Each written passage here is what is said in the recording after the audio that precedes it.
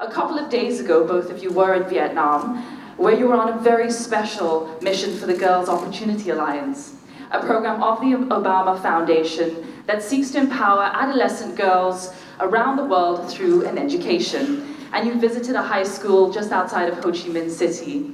Today I'd like to talk about some of the reflections from this amazing trip, but also your personal sharings as leaders, as path makers in your individual lives.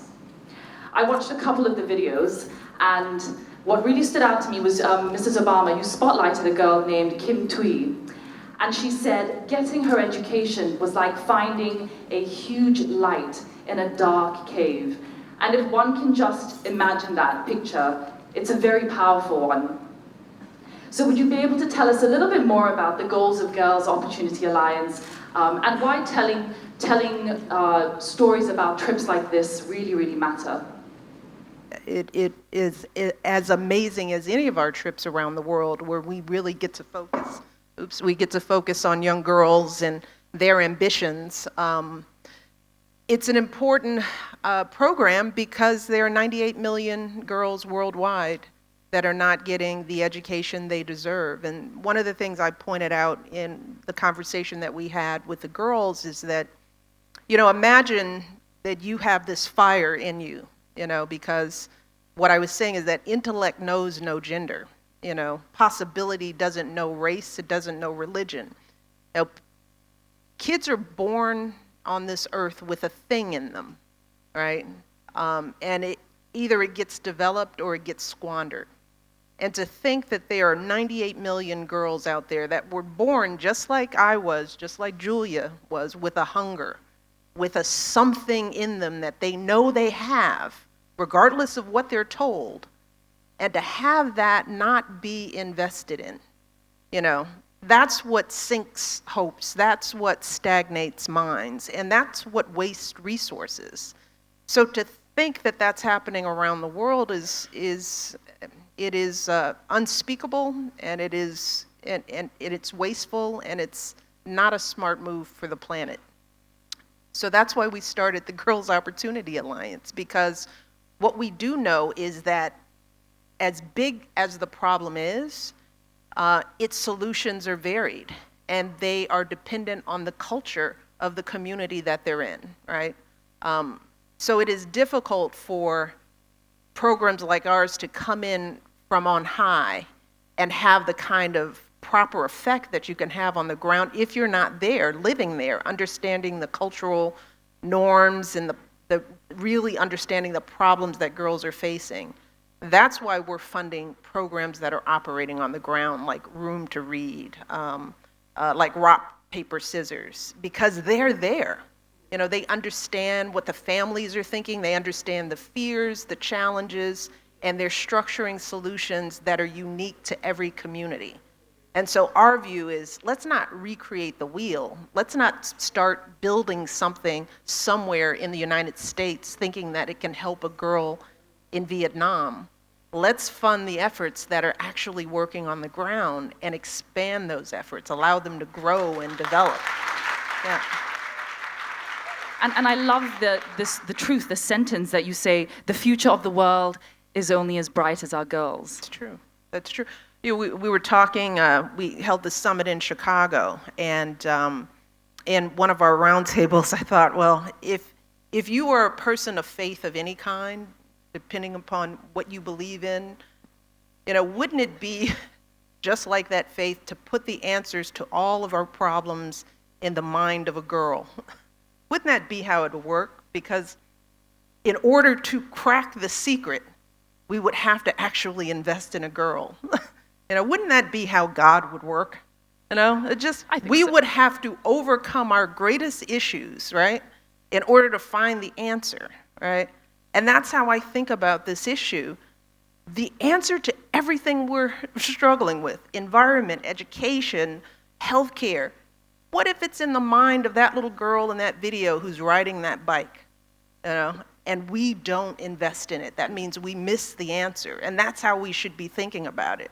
Truth, right, isn't just going to come from the mind of a male. It's going to come from all of us. So if we're underinvesting in half of the population on the planet, I guarantee you we're missing some right answers. Exactly. We're not going to move forward if half the population aren't included That's in right. these dialogues. Julia, and to Mrs. Obama's point, there is something special about being on the ground and seeing it firsthand. And the world talks about the importance of an education, but you were in Vietnam and you saw it, you met these girls. And for what I see and what I've heard, it was a very, very special experience for you. Can you share a little bit about meeting the girls? Well, first, I'm almost certain that women are over half the population. So let's just invest in that idea. This trip has been life-altering for me.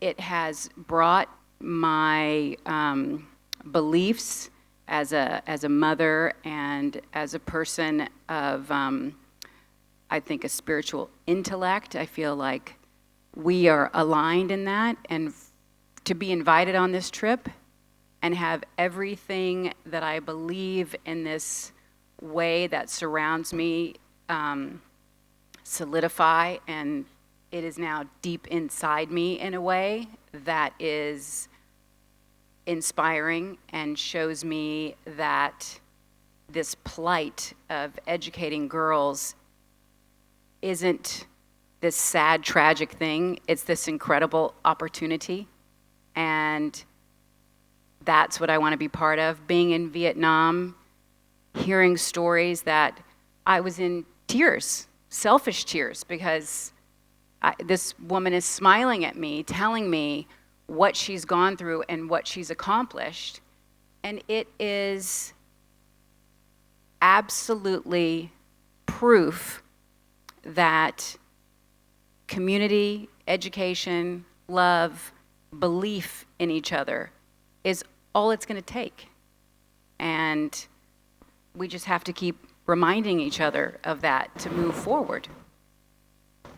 I was watching some of the videos, and you see this, it comes through even on screen. You see the light shining, radiating off these girls' faces, because someone was there and told them that they have value, that they matter in this world. And I know a lot of the leaders were asking these questions. How does a young girl, or anyone for that matter, how does she tap into her inner self, her inner self-worth, especially when there's so much noise outside? A divorced family, poverty, the day-to-day struggles of life. Sometimes even our culture, our tradition, our families can hold us back. And so with all this noise, external noise, how do we zero in on ourselves? How do we find our own clarity, our own self-worth in these very difficult situations? And also, Mrs. Obama, from your perspective growing up, when did that happen for you as a teenager? And how have you then helped your daughters discover their inner strength? Well, that's sort of what I was alluding to earlier, that, there are those of us that are born with this sort of thing in us. I write about it in my book because I had to reflect on sort of, how did I get here? What were the things in my life that made the difference? And some of it was that I was temperamentally always that kid, always that I'll show you. You give me a challenge, I'll prove you wrong, So people are born with a temperament that, and that's that internal hunger that I'm talking about, and that, imagine having a girl like that somewhere in the world who doesn't get to exercise that, where that feeling, that temperament isn't nurtured. For me, it was nurtured, and it started simply with parents who believed in my voice. And I share that with people because my parents weren't wealthy. They were not well connected. They didn't go to college themselves. We were a poor family. But what they gave me was a sense of belief that my voice, the words that came out of my mouth, were clever and interesting, and they were interested in it. So when you start with a foundation where you're telling a kid very early on that they are valuable, that those words in and of themselves can make a difference. It isn't magic, it isn't money, it isn't resources. And that's what some families miss. There are families who believe that if I can't give my kids stuff, then I should just be quiet and let them be. Well, no, the truth is that teaching a girl, teaching an individual early on how to use their voice and that their voice matters allows them to then be advocates for themselves as they go along. So what I would say to this group about self-confidence and self-advocacy is that we have to be that light in the lives of kids that don't get that. And that's how I think when I interact with a kid, why I spend so much time with kids. I could be in crowds of people on a rope line with people waiting. If I see a kid, I'm going to take that moment and look them in the eye and make sure that they know that this person and this important person that they see in the world sees them. And it can be something as simple as, I see you, and you're beautiful, and you're smart. Words actually matter when it comes to our children, and we can't be cavalier about it, because those are the things that kids take. So if they respond that well to positive input, imagine what happens to every kid that gets the opposite, that is looked over, that somebody tells them to shut up. It doesn't matter who you are. It's those little things that matter just as much as resources and school fees and bikes and tuition. It's how you cultivate the soul of a child. And for me, I had that. What about you? How about you?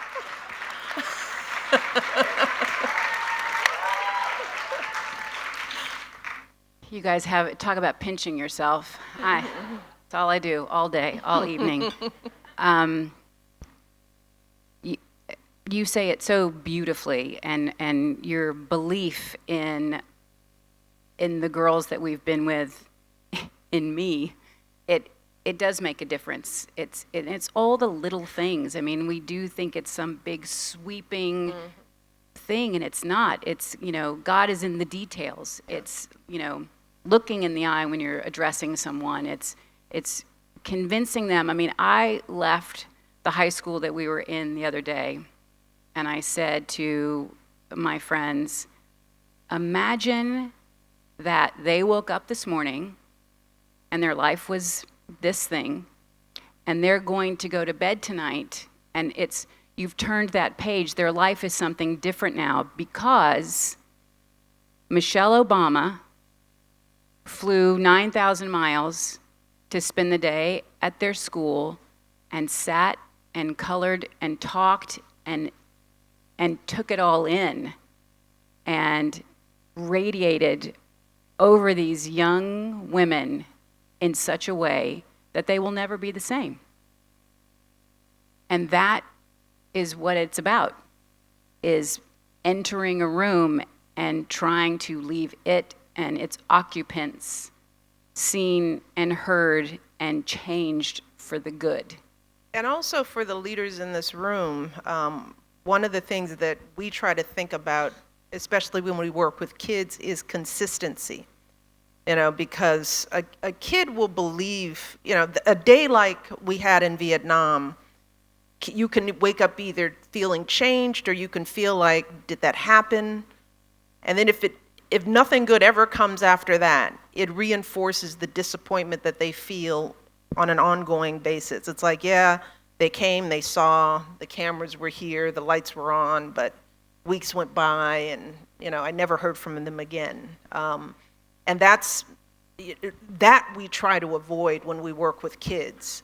So when I was First Lady, whenever we had a powerful interaction with a group of kids, whether it was Islington, whether it was in Vietnam, whether it was in Cambodia, it couldn't just be that moment. We made sure that we followed up at least 2 or 3 or 4. There's only so much I can do with this big platform. But you guys as leaders, that consistent return to them will be the thing that they remember. It's not the first visit, it's the second and the third and the 5th visit. So, because that's the kind of repetition that you need with children, with your own children. As you're teaching them anything, they take it in the more you repeat it. Parenting is about repetition. Nope, can't do it. Still can't. Nope, the answer's still no. And probably around the 10th, maybe the 100th time, they'll be like, I guess it's no. Hopefully it works.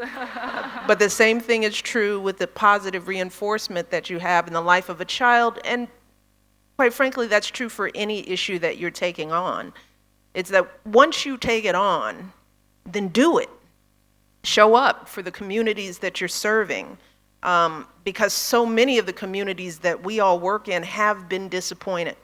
And they're used to that letdown. They're used to that sort of one hit and then we're on. So for the leaders in this room, I just have you think about that as you're doing your work, especially as it involves programmatic activity. What's your plan for consistency so that the message that you're sending are reinforced, and that the people that you're serving actually believe that you mean what you say?